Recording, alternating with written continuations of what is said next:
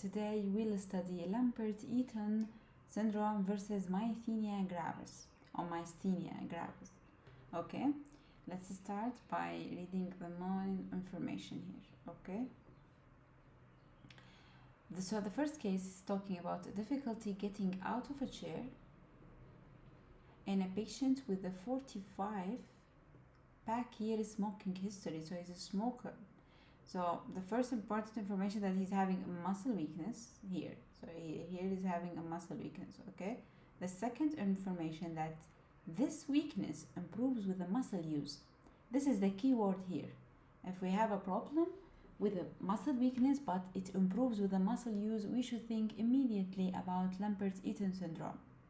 The pathophysiology of Lambert Eaton syndrome, it's caused by antibody to the presynaptic voltage-gated calcium channel.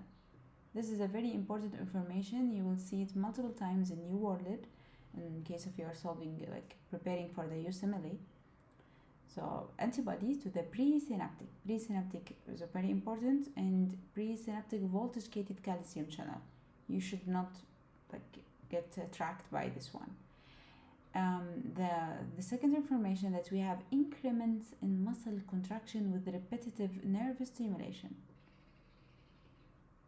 For that, it improves with the muscle use. That's why it improves with the muscle use. It is associated with a small cell lung cancer. Hence, he mentioned that he's having a 45 pack year smoking history, because now this guy is having a small cell lung cancer plus Lambert Eaton syndrome. This is Lambert Eaton. Let's go to the next case. Difficulty swallowing, droppy eyelids in a 35-year-old female with an anterior mediastinal mass. So she's a female, a problem with the swallowing and droppy eyelids. These are the symptoms of Myasthenia gravis. The pathophysiology of Myasthenia gravis is antibodies against what? Against the acetylcholine receptor. This is very important to know that we have a problem, antibodies against the acetylcholine receptor. You shouldn't be fooled or tricked when he will mention acetylcholinesterase. No, the antibodies are against the receptor, acetylcholine receptor, not against the acetylcholinesterase. Okay, and here it's completely the opposite. We have a decrement in muscle contraction with the repetitive nerve stimulation. In case of Lambert Eaton, we had an increment. For that, it improves with the muscle use, but in Myasthenia gravis, it's getting worse with the muscle use. Okay, how to diagnose? We will find the anti-acetylcholine receptor antibodies. How to treat Myasthenia gravis? By pyridostigmine.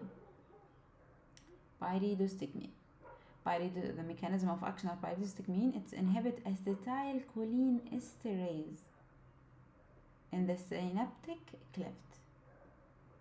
Okay, pyridostigmine inhibit acetylcholinesterase in the synaptic cleft, thus slowing down the hydrolysis of acetylcholine. And here he mentioned there is anterior mediastinal mass.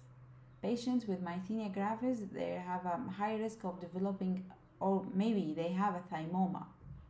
They already have thymoma. Here mentioned that she's having anterior mediastinal mass.